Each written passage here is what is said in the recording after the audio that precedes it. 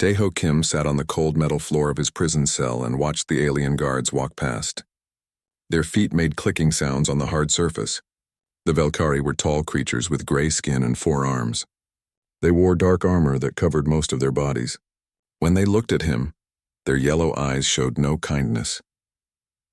3 weeks had passed since the Velkari ships attacked his research station. Daeho had been studying plant life on a peaceful world called Haven 7 with his team. They never expected war to find them there. The attack came without warning. Most of his friends escaped, but Daeho and 2 others were caught. The ship around him was huge.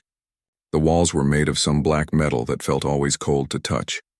Strange lights moved along the ceiling in patterns he could not understand. The air smelled of chemicals and something else he could not name. It made his nose burn sometimes. Daeho had learned some things about his captors during these long days. The Velkari were warriors. They loved to fight and believed that only the strong should survive. They thought all other creatures in the galaxy were either predators like them or weak prey animals. There was no middle ground in their minds. A door opened with a loud hiss. 2 Velkari guards stepped into the hallway. Behind them came a tall figure that Daeho had seen before. This one wore different armor with bright markings on the chest. The other Velkari called him Commander Veltar. "Bring the human," Commander Veltar said in his own language. The words sounded like rocks grinding together. A small device on his belt translated the words into human speech for Daeho to understand. The guards opened his cell and pulled him to his feet. Daeho did not fight them. He had learned that fighting only made things worse. The Velkari seemed to expect him to struggle and scream. When he stayed calm, they looked confused. They walked through long hallways filled with the same cold light. Other cells lined the walls. Daeho could see different creatures inside them. Some looked like large cats with too many legs. Others resembled birds with metal feathers. All of them looked scared and tired. "Where are you taking me?" Daeho asked. Commander Veltar looked back at him. "To prove what you really are," he said. "Your species thinks it is special. You explore the stars and build pretty cities, but deep down you are just prey animals who got lucky." They entered a large room with white walls and bright lights everywhere. One side of the room was made of thick glass. Behind the glass, Daeho could see other Velkari watching. They held small devices and pointed them at the room. Some kind of recording equipment, he guessed. In the center of the white room sat a metal chair. The guards pushed Daeho toward it, but Commander Veltar raised one of his 4 hands to stop them. "No," the commander said. "Let him stand. This test will not take long." A new Velkari entered the room through a different door. This one was smaller than the guards and wore a white coat over thin armor. The translator device said, "Dr. Thexani has arrived for the experiment." Dr. Thexani carried a data pad and looked excited. She spoke quickly to Commander Veltar in their grinding language. Daeho caught a few words that the translator picked up. Specimen, aggressive response, and fear measurements. "Human," Dr. Thexani said to Daeho, "we are going to test your species. For thousands of years we Velkari have studied the way of the predator. We know that all creatures fall into 2 groups. The hunters and the hunted. The strong and the weak." She tapped her data pad and images appeared on the white walls around them. The pictures showed different alien creatures fighting each other. Some were small and ran away. Others were large and had sharp teeth. "These images show the natural order," Dr. Thexani continued. "Predators take what they need.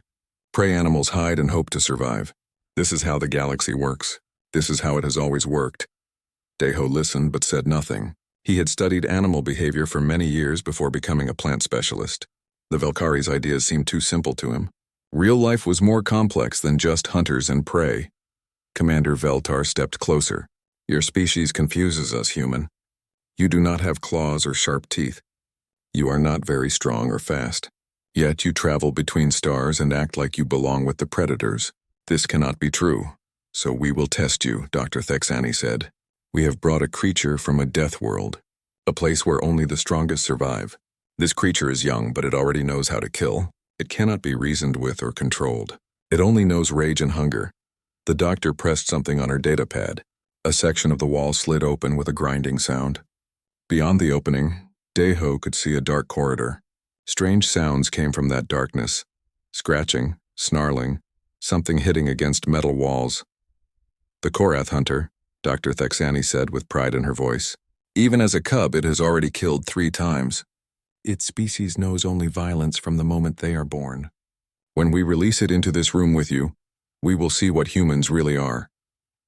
Commander Veltar moved toward the glass wall where the other Velkari watched. If you face the creature and fight, we might consider you a weak predator. If you run or beg, we will know you are prey. Either way, your species will serve the Velkari Empire as farm workers for the rest of time. The sounds from the dark corridor grew louder. Something was moving in there, something that sounded angry and desperate. Deho could hear it breathing hard and fast. The creature has been kept without food for 2 days, Dr. Thexani explained. This makes it more aggressive, more desperate, more likely to attack quickly. Deho felt his heart beat faster, but he tried to stay calm. He thought about his training and all the animals he had studied. Fear and hunger could make any creature dangerous, but there were always reasons behind animal behavior. There were always patterns to understand. Are you ready, human? Commander Veltar asked. The other Velkari behind the glass leaned forward to get a better view. Some of them held up devices to record what would happen. A few made what sounded like bets in their grinding language. Deho took a deep breath and nodded. I'm ready. Dr. Thexani smiled, showing rows of sharp teeth. Release the Korath hunter. A loud mechanical sound filled the room. In the dark corridor, something roared. The creature that came out of the dark corridor was not what Deho expected. It was about the size of a large dog, but it looked nothing like any earth animal. 6 legs carried its body across the white floor. Sharp spines stuck out from its back like crystal needles. Its skin was dark purple with bright blue lines that pulsed with light. The Korath cub moved in jerky, uneven steps. It turned its head left and right, looking for threats. When it saw Deho standing in the center of the room, it stopped moving. Its mouth opened to show rows of small, sharp teeth. Behind the glass wall, the Velkari watchers leaned forward. Commander Veltar spoke into a recording device. Subject shows immediate recognition of prey target. Aggressive posture confirmed, but Deho saw something different. The creature's breathing was too fast. Its legs shook slightly. The blue lines on its skin pulsed in an unsteady rhythm. These were not signs of a confident predator. These were signs of stress and fear. The cub took a few steps toward Deho, then stopped again. It made a low growling sound, but the sound seemed more scared than angry. Its head moved back and forth like it was trying to understand where it was. Dr. Thexani tapped her data pad. Why is it not attacking? The hunger should make it desperate. Deho slowly lowered himself to sit cross-legged on the floor. This simple action caused excited talking among the Velkari watchers. Some pointed at him and spoke rapidly in their grinding language. The human shows submission posture. Commander Veltar announced, "It prepares to be eaten." But Deho was not preparing to be eaten. He was making himself look less threatening. In his years of studying animals, he had learned that most creatures would rather avoid a fight if possible. Fighting used energy and could cause injury. Only desperate animals attacked without good reason. The Korath cub tilted its head to one side. The movement reminded Deho of a confused puppy. It took another step forward, but slower this time. The blue lines on its skin began to pulse in a more regular pattern. Interesting, Deho said softly, speaking to himself but loud enough for the recording devices to pick up. The bioluminescent pattern seemed to change with emotional state. Fast and uneven when stressed, more regular when calm. Dr. Thexani looked at her instruments. What is he doing? Why is he talking? The cub moved closer. Now Deho could see more details. Its eyes were large and dark, but not evil or cruel. They looked tired. Its crystal spines were not as sharp as they first appeared. Many of them looked broken or damaged. The spines show signs of damage from confined spaces. Deho continued in his calm voice. Probably kept in a cage too small for proper movement. The gait suggests muscle weakness from lack of exercise. Commander Veltar hit the glass with one of his fists. Why does it not attack? Bring more creatures. This one is defective. Wait, Dr. Thexani said. She was watching her instruments more carefully now. The creature's stress hormones are decreasing. Its heart rate is slowing down. The Korath cub was now only a few feet away from Deho. It stopped and sat down on its 6 legs. Its head was still tilted to one side, studying the human who had not run away or tried to hurt it. Deho reached slowly into his pocket. The movement made the Velkari guards tense up, but he only pulled out a small water packet from his emergency supplies. The Velkari had not thought to search for such tiny items when they captured him. He opened the packet carefully, and let a few drops of water fall onto the white floor between himself and the cub. The creature's reaction was immediate and strong. It scrambled forward and licked up the water drops with desperate hunger. Severe dehydration, Deho observed. When did you last give it water? Dr. Thexani checked her data pad. Water reduces aggression. We gave it minimal amounts to maintain fighting spirit. You gave it minimal amounts to keep it alive, Deho corrected. But you're torturing it. The cub finished the small amount of water and looked up at Deho with its large, dark eyes. For the first time, the blue lines on its skin pulsed in a slow, steady rhythm. It made a soft sound, almost like a purr. Deho poured a little more water from his packet. The cub drank it quickly, then moved even closer to him. It was now close enough that he could see the details of its face. Despite the sharp teeth, it had an almost childlike expression. This is not a mindless killer, Deho said. This is a young animal that has been mistreated. Look at its behavior. It's showing trust, not aggression. Commander Veltar stepped away from the glass wall and spoke angrily to Dr. Thexani. Their words were too fast for the translator to keep up, but Deho could tell they were arguing. The cub finished the second portion of water and did something that surprised everyone in the room. It moved close to Deho's leg and gently rubbed its head against him. The crystal spines on its back folded down flat against its skin. The spines retract when the creature feels safe, Deho noted. This suggests they are not permanent weapons but defensive responses to threat. Dr. Thexani stared at her instruments. This is impossible. Korath hunters do not show affection.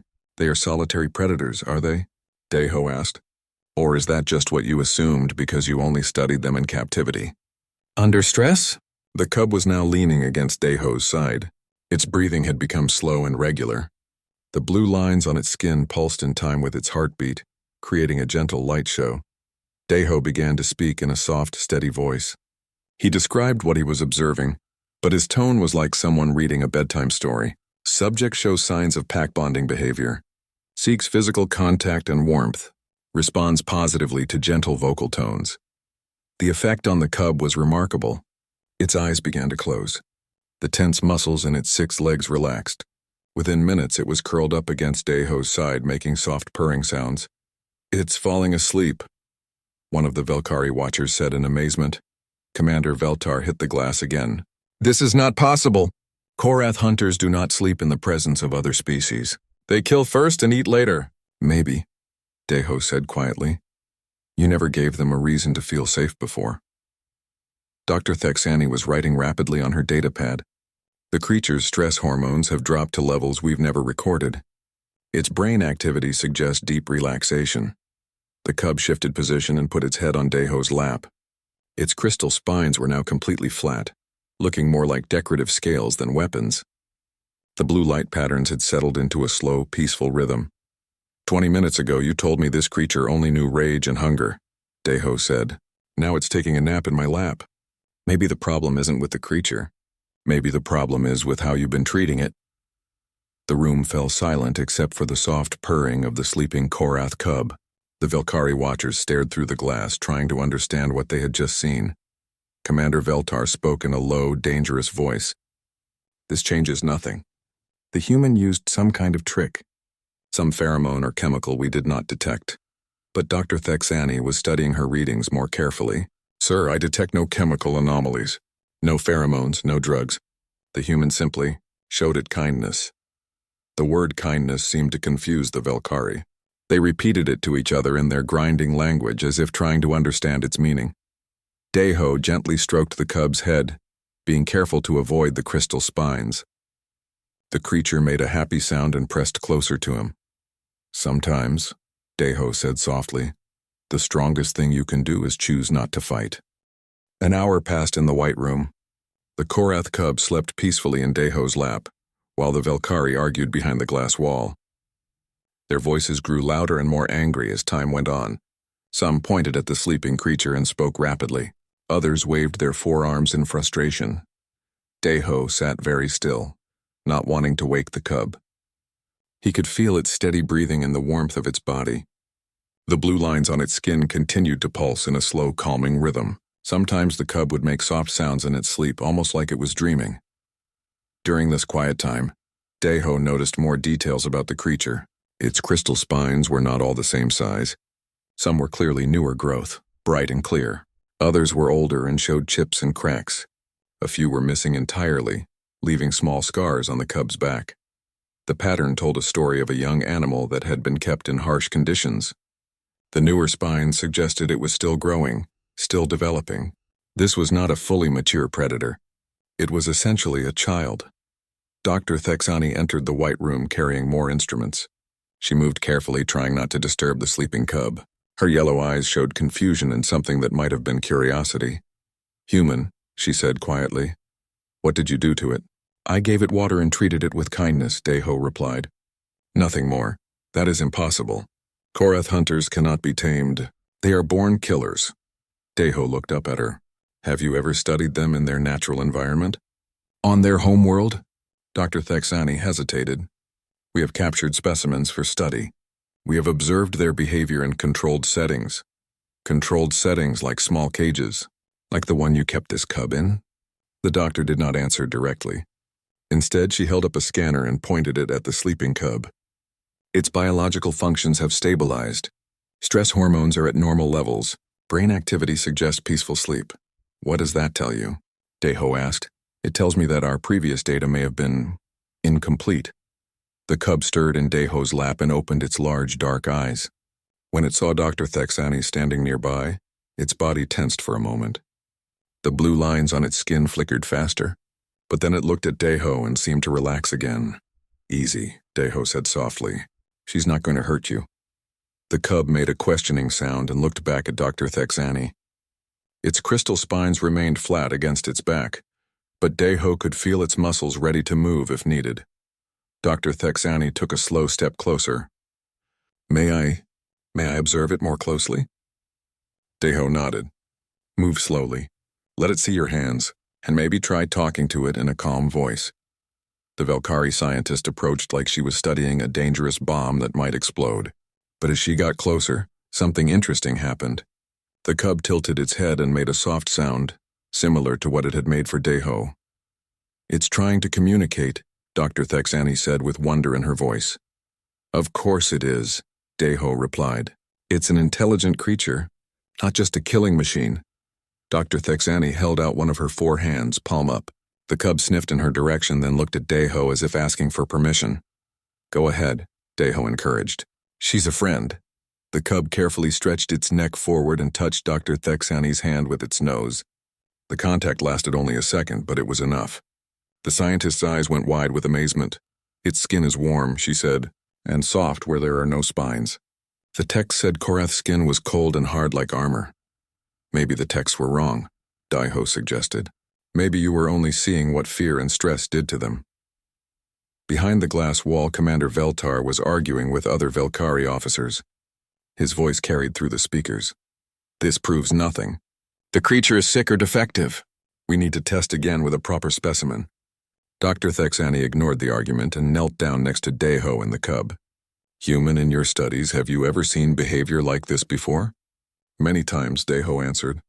"Young animals separated from their families often become aggressive out of fear. But when they feel safe, they show their true nature. This cub is probably social by instinct. It wants to belong to a pack." As if to prove his point, the cub moved so that it was touching both Deho and Dr. Thexani. It made happy purring sounds, and its blue lines pulsed in a bright, cheerful pattern. "Look at the bioluminescence," Deho pointed out. "The patterns are completely different now. This might be its way of showing joy or contentment." Dr. Thexani pulled out a recording device. "The implications are extraordinary. If Korath hunters are actually social creatures, then everything we thought we knew about them is wrong." "What does your data say about their homeworld?" Deho asked. The scientist checked her pad. "It is classified as a death world. High gravity, dangerous predators, extreme weather. Only the strongest survive." "But survival on a world like that might require cooperation, not just individual strength," Deho suggested. "Pack hunting, shared resources, taking care of the young." The cub had now positioned itself so that it was cuddled against both of them. It seemed to be trying to make a small pack out of the 3 of them. Its crystal spines remained completely flat, and its breathing was slow and peaceful.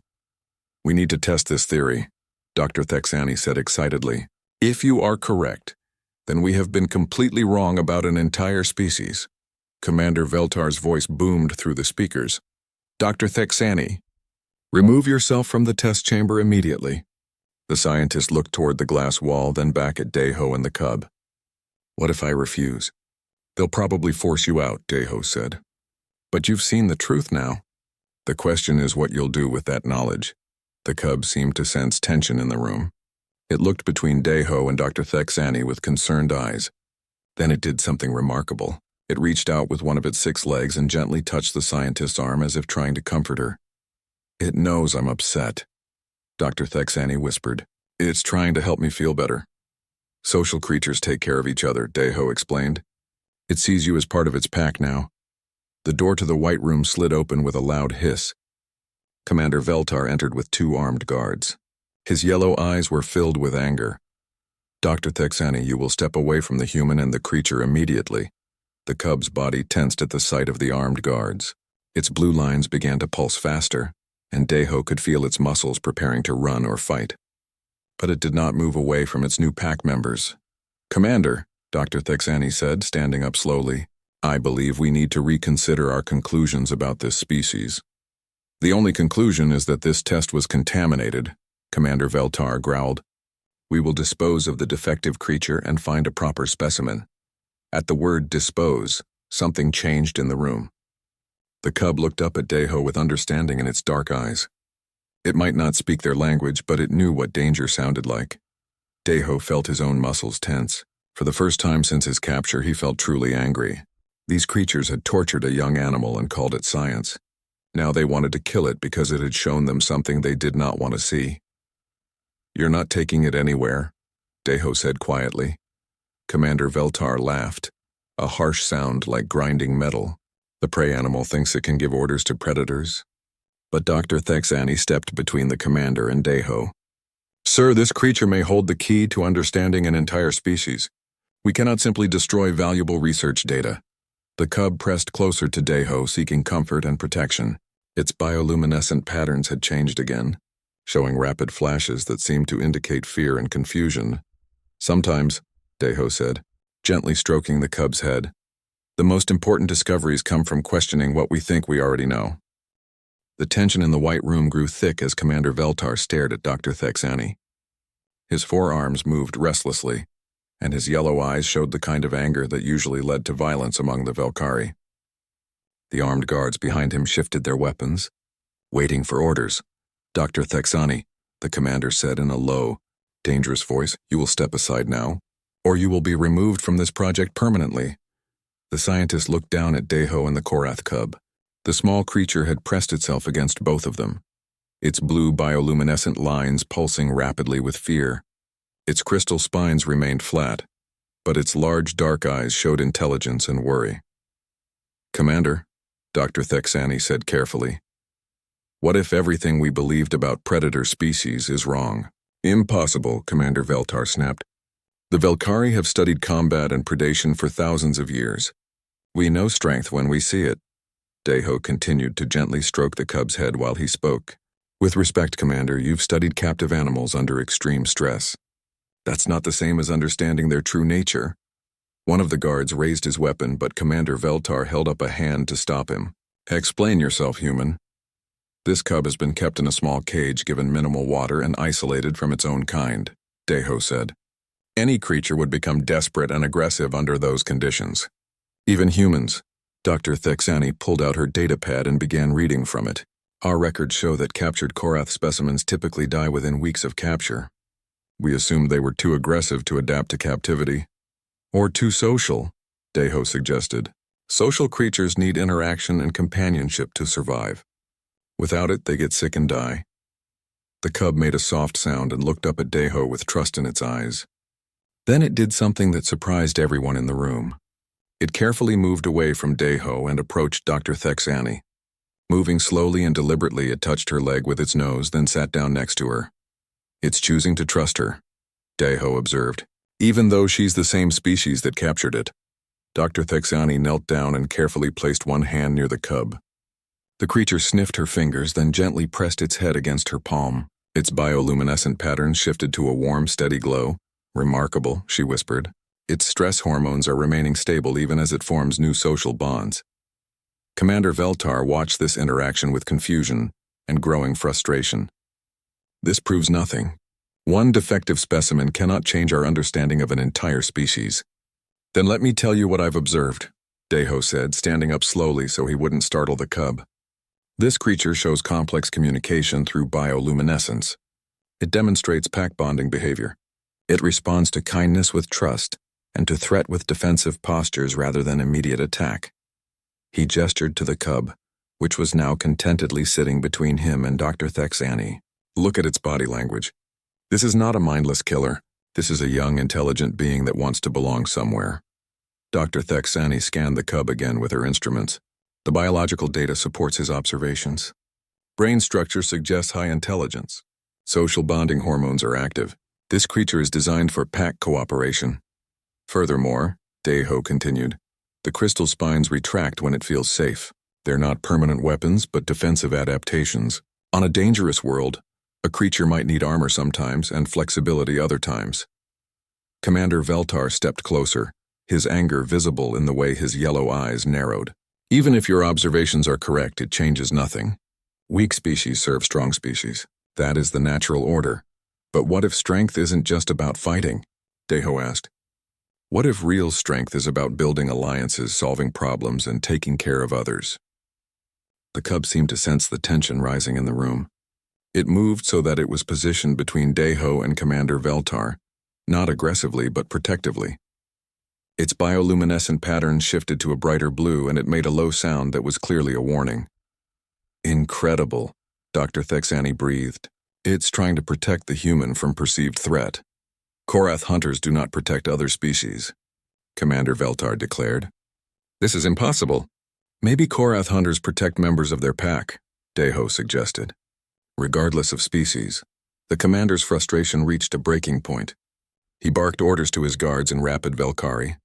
The translation device barely kept up. Sedate the creature, remove the human, and this ridiculous experiment. But as the guards moved forward, something unexpected happened. Dr. Thexani stood up and positioned herself between them and Deho and the cub. Stop, she commanded. I am the lead scientist on this project and I order you to stop. Commander Veltar's anger turned to shock. Dr. Thexani, you are defying direct military orders.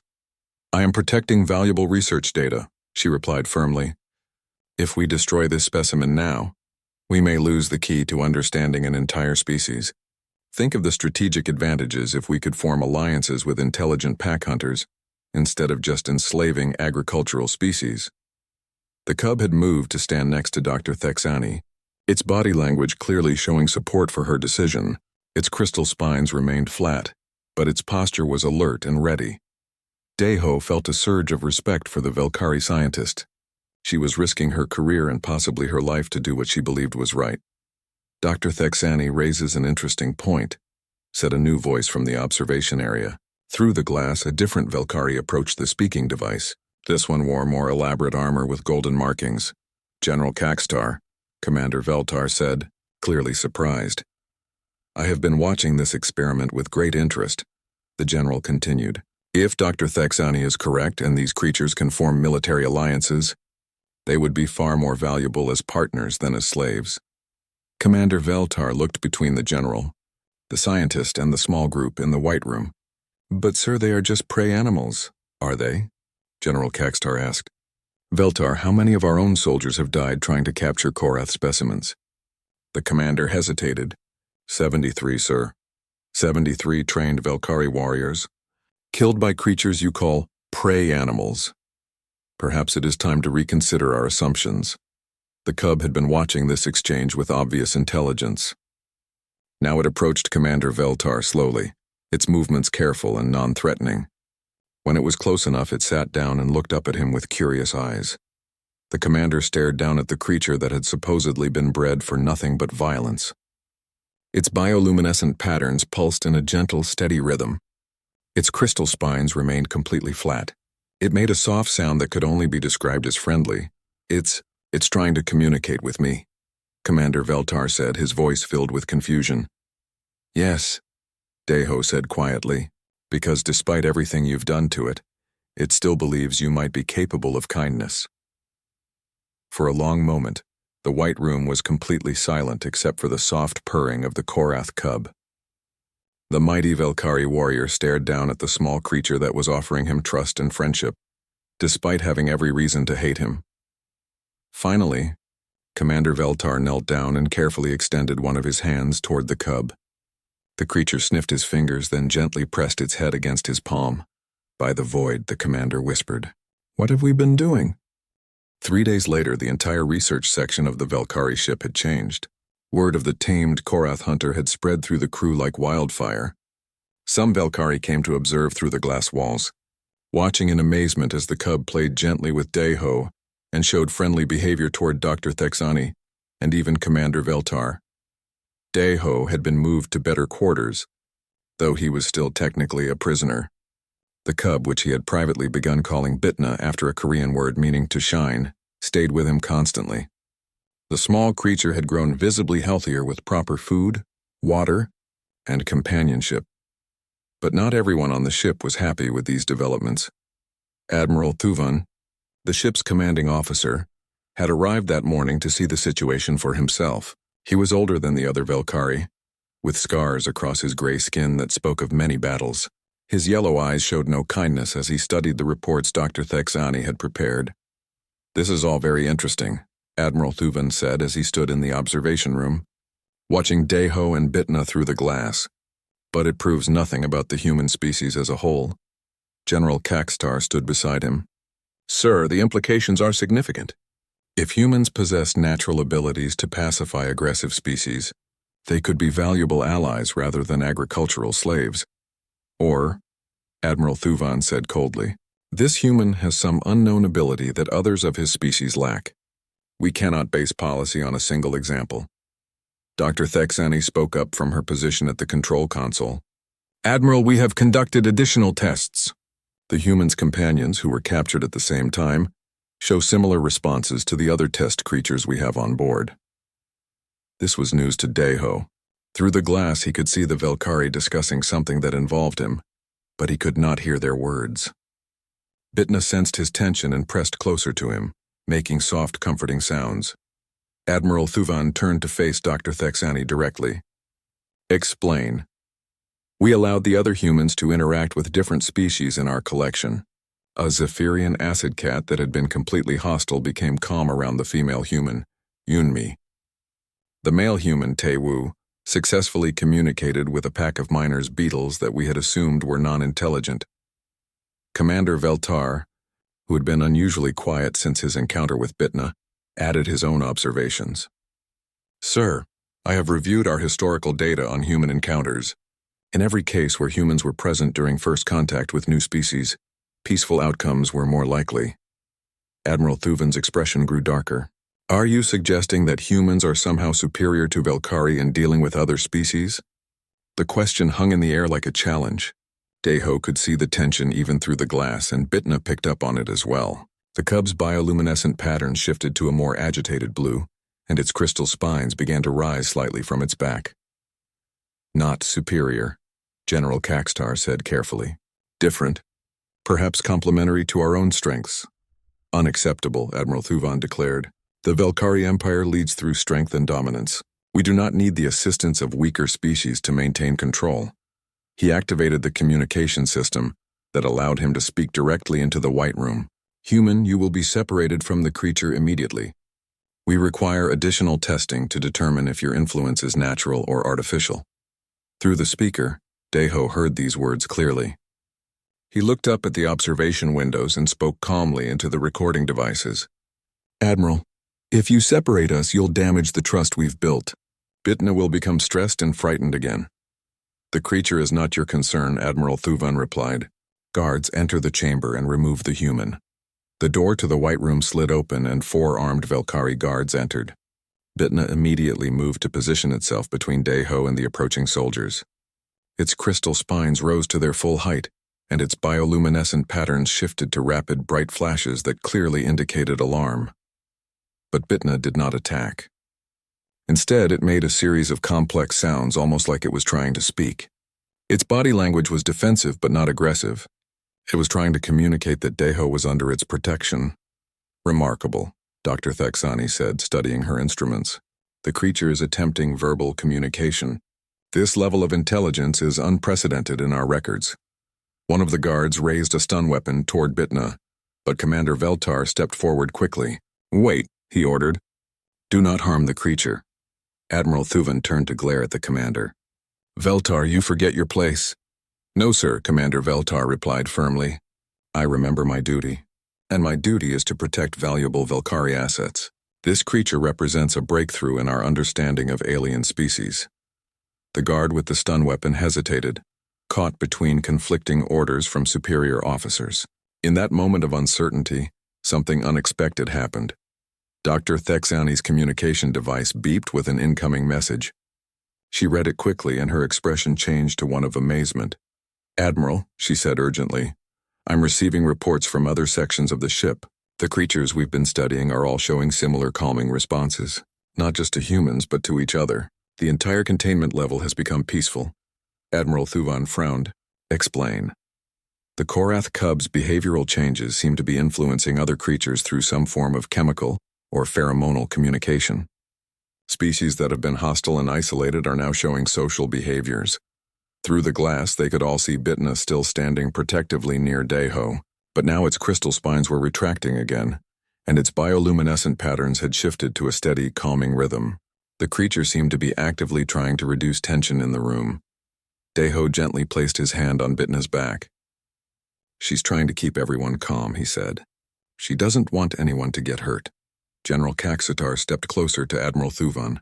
Sir, if these creatures can influence the behavior of other species toward peaceful cooperation, they could revolutionize our approach to galactic diplomacy.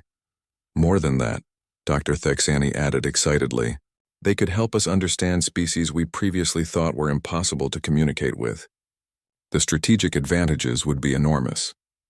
Admiral Thuvan stood silently for a long moment, watching as Bitna gently nuzzled against Deho's hand.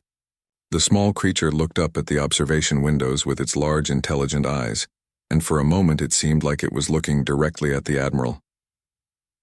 Finally, Admiral Thuvan spoke.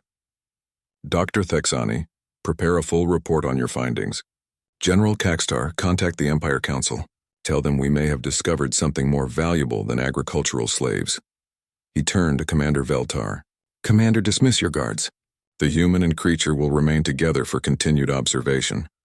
The guards lowered their weapons and left the white room. Bitna immediately relaxed, its spines flattening completely and its bioluminescent patterns returning to the gentle, happy glow that Deho had come to associate with contentment. Later that day, Deho was brought to a much larger room with comfortable furniture and proper lighting. Bitna stayed close to him, exploring the new space with curious eyes. Through the windows, he could see stars moving past as the ship traveled through space. Dr. Thexani visited them regularly, no longer to conduct tests, but to observe and learn. Commander Veltar had become an unlikely friend, often stopping by to check on their welfare. Where are we going? Deho asked during one of these visits. To a neutral space station, Dr. Thexani replied. Admiral Thuvan has agreed to release you and your companions, but he hopes you might consider staying in contact with us, as consultants rather than prisoners. Deho looked down at Bitna, who was curled up in his lap as she often did now. The cub had grown visibly larger and healthier in just a few days. Her crystal spines gleamed with good health, and her bioluminescent patterns rarely showed stress anymore. What about Bitna? He asked. I won't leave her behind. She goes with you, of course, Dr. Thexani said with a smile. I believe you two have formed what humans call a family. Through the window, Deho could see other Velkari ships changing course to join their convoy. Word was spreading through the Empire about the discovery of empathic communication between species. You know, Deho said thoughtfully, maybe the strongest thing anyone can do is choose to understand instead of conquer. Bitna made a soft, agreeing sound and settled more comfortably in his lap. Her gentle light pulsed in rhythm with his heartbeat, a sign of perfect trust and companionship. Outside the windows, the stars continued their ancient dance, but something in the galaxy had fundamentally changed. The Velkari Empire had learned that some victories could only be won through kindness.